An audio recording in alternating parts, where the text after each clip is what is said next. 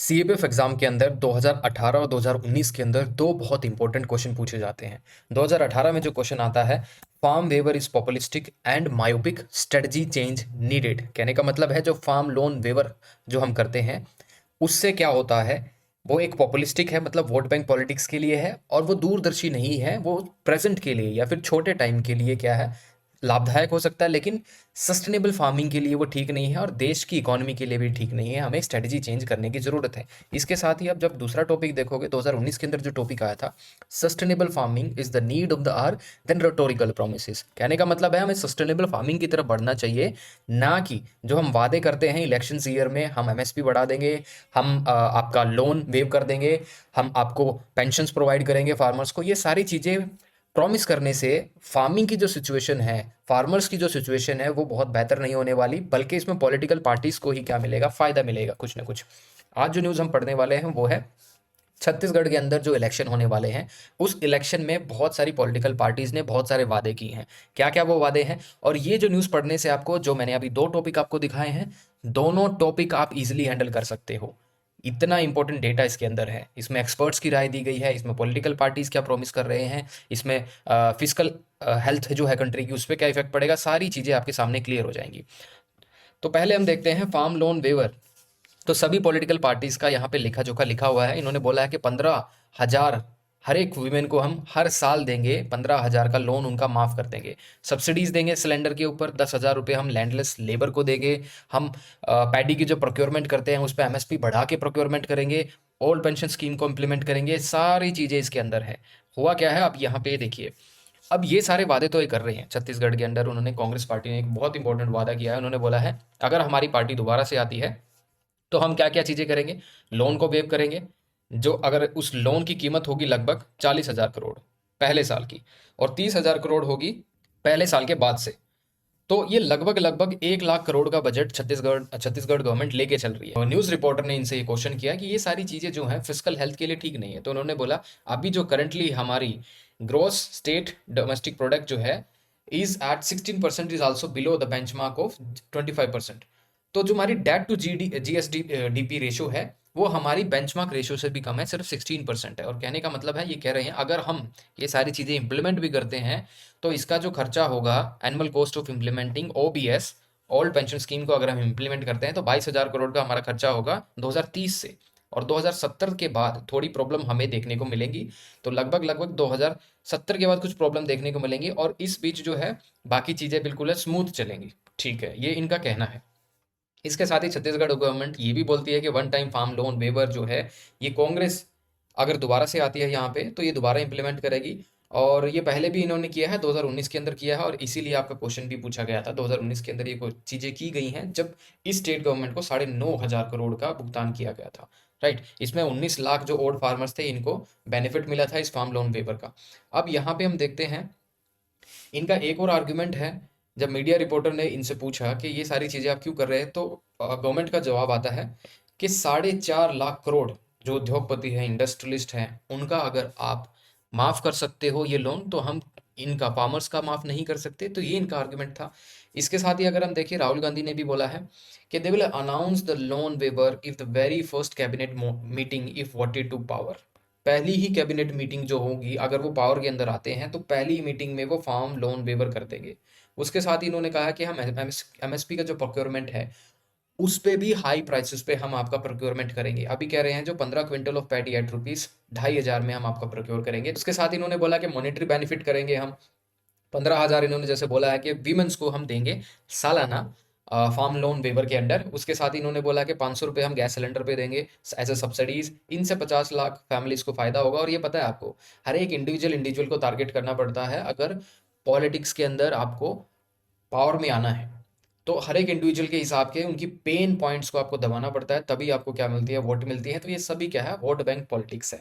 Free electricity की बात की है, 200 यूनिट तक फ्री इलेक्ट्रिसिटी, ये सभी चीज़ें प्रोवाइड करेंगे। फ्री बस सर्विसेज प्रोवाइड करेंगे सभी स्टूडेंट्स को। उसके साथ हम देखेंगे free treatment up to 10 lakh गरीब लोगों के लिए, और up to 5 lakh for above poverty line. जो अबव पोवर्टी लाइन से भी ऊपर जो लोग हैं उनको 5 लाख रुपए का इंश्योरेंस उनको प्रोवाइड करेंगे, और 10 लाख रुपए का इंश्योरेंस गरीब लोगों को है जो बिलो पॉवर्टी लाइन है। अब एक्सपर्ट क्या कह रहे हैं, एक्सपर्ट ये कह रहे हैं कि इससे स्टेट ट्रेजरी पे बहुत बुरा प्रभाव पड़ेगा। जो कि ये फ्रीबीज जो हैं जिनको नहीं चाहिए उनको भी आप प्रोवाइड कर रहे हो, ठीक है, क्योंकि इसके अंदर जो है अबव पॉवर्टी लाइन के ऊपर भी आप फ्रीबीज प्रोवाइड कर रहे हो। इसके साथ ही अगर इन फ्रीबीज को अच्छे से टारगेट किया जाए तो ये बेहतर हो सकता है। ये चीज़ें जो हैं अगर सही में जिसको ज़रूरत है अगर उसको प्रोवाइड की जाए तो ये एक बहुत अच्छी चीज़ है, अदरवाइज ये बर्डन ही इंक्रीज करेगा हमारी किसके ऊपर, इकोनॉमी के ऊपर। इसके साथ हम देखते हैं बीजेपी भी बहुत पीछे नहीं है। बीजेपी ने भी प्रॉमिस किया कि 12,000 जो है हम सालाना देंगे किसको, मैरिड वेमेन को। और पैडी प्राइस जो है हम देखेंगे 3100 रुपये जो है 21 क्विंटल के लिए हम क्या करेंगे, ये नया प्राइस उन्होंने सेट किया है। So this is all about this news. ये न्यूज़ जो हमारी थी farm loan waiver to grant for women, इस न्यूज़ से आपने बहुत सारी चीज़ें सीखी होगी और इन दोनों टॉपिक्स को आप इजीली हैंडल कर पाओगे। तो तमिलनाडु गवर्नर ने रिटर्न किए हैं 10 बिल, और ये पहली बार नहीं बहुत बार ऐसा हो चुका है और ये बहुत कंट्रोवर्सी के अंदर है। RN रवि साहब आप देखोगे ये कंट्रोवर्सी के अंदर हैं। जब ये इंटरलोक्यूटर भी होते थे नॉर्थ ईस्ट में, जब वो पीस प्रोसेस को जब ये देख रहे थे, जब फ्रेमवर्क अग्रीमेंट इंडिया ने जब इन इंसर्जेंट्स के साथ साइन किया था तब ये इंटरलोक्यूटर थे वहाँ पे RN रवि। तो अभी ये क्यों न्यूज़ के अंदर है, क्योंकि तमिलनाडु गवर्नर ने 10 बिल को दोबारा से क्या कर दिया है, रिटर्न कर दिया है। और कौन कौन से वो बिल हैं जिसके अंदर आप देखोगे state government to appoint university chancellor, उसके साथ आप देखोगे issues from anti corruption measures and the early release of prisoners. ये सारी चीज़ें आप देखोगे, ये सारे लगभग कुछ कुल मिला के 10 बिल होते हैं, ये 10 के 10 रिटर्न कर दिए। अब प्रॉब्लम क्या है और आपके एग्जाम के लिए इंपॉर्टेंट क्या है? आपके एग्जाम में क्वेश्चन जरूर पूछा था 2015 के अंदर, the role of governor in Indian polity. तो इस न्यूज़ को आप जरूर इसके रिस्पेक्ट में स्टडी करना, the role of governor in Indian polity. अब यहाँ पे सेंटर वर्सेस स्टेट हमें जरूर दिखता है। अब ये जो स्टैंड ऑफ है between the governor and the state machinery, तो स्टेट गवर्नमेंट और गवर्नमेंट के बीच में जो स्टैंड ऑफ है ये क्या दिखाता है, balance of power between the state and centre is tilted towards more towards the centre. क्योंकि जो गवर्नर है वो एजेंट है, कॉन्स्टिट्यूशनल हेड है और एजेंट है किसके, सेंटर के। तो सेंटर जो है उनको डायरेक्ट कर सकता है। नाउ टाइम एंड अगेन आप देखोगे बहुत सारी कमेटीज बनाई गई हैं, सरकारिया कमेटी बनाई गई है जिसमें बोला है कि जो गवर्नर को है जो बहुत ही इम्पार्शियल होना पड़ेगा, ठीक है।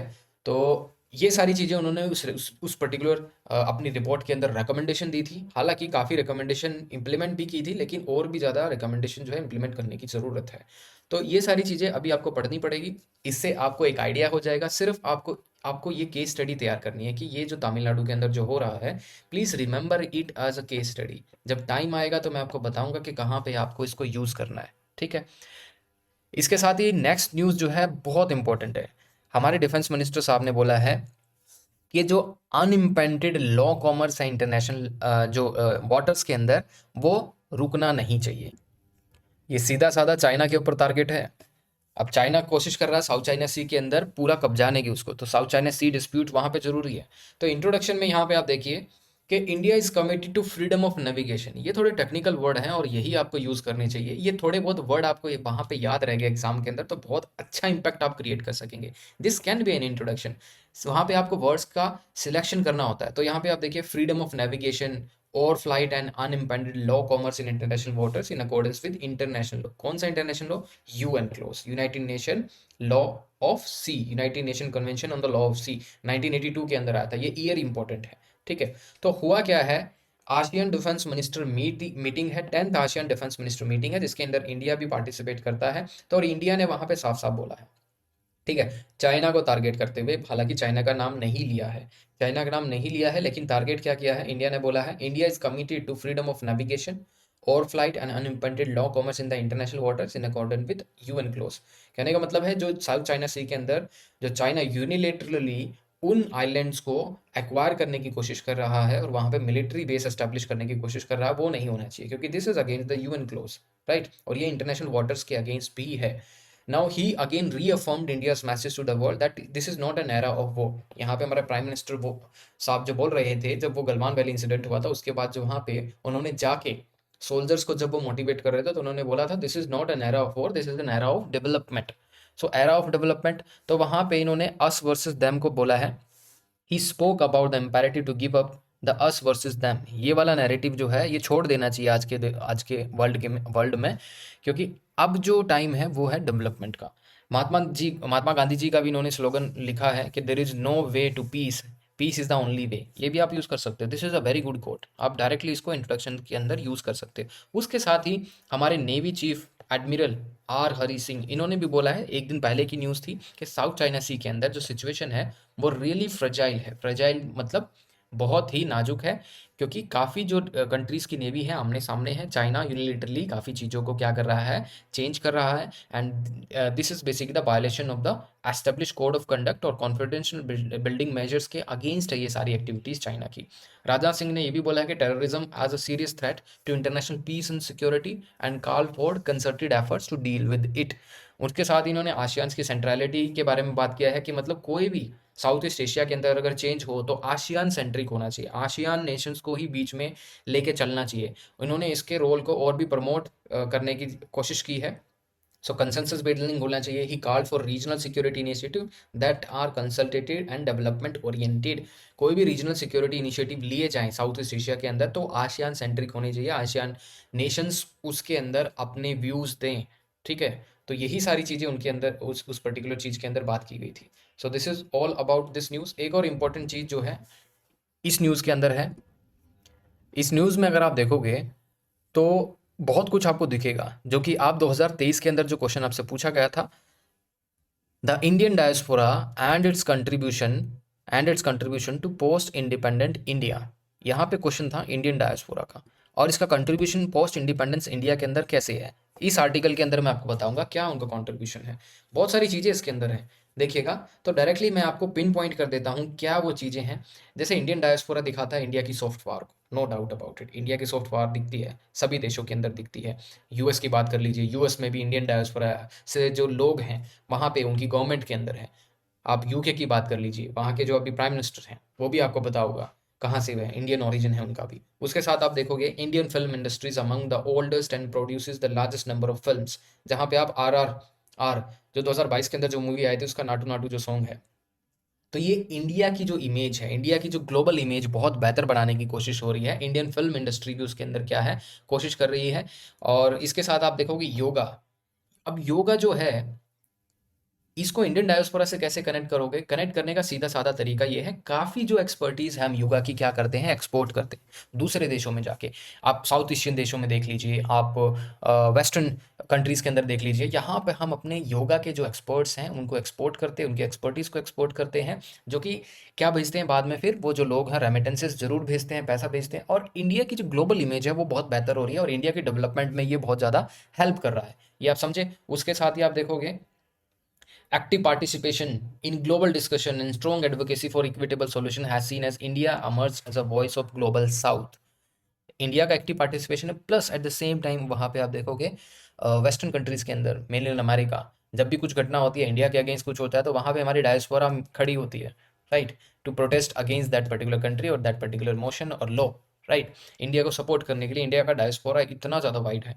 नाउ इसके साथ ही आप यहाँ पे देखोगे the diaspora to plays a vital role in promoting our culture values and India's economic rise hope offers hope to not just our own citizen but the rest of the world. So India का ही development नहीं हो रहा हमारी diaspora की मदद से, यहाँ पे दूसरे देशों की भी डेवलपमेंट के अंदर हम क्या कर रहे हैं, कंट्रीब्यूट करते हैं, and this shows our soft power. ये इंडिया की सॉफ्ट पावर है and will enable India to be a force of positive change. समझ में आया? तो ये सारी चीज़ें आप इसके अंदर लिख सकते थे। So this is all about today's news. Anybody who want to learn paper to बहुत अच्छे तरीके से साइंटिफिकली वे से बिना क्रैम के ये चीज़ों को, अगर आप सच में तैयारी करना चाहते हैं तो आप हमसे इस कॉन्टैक्ट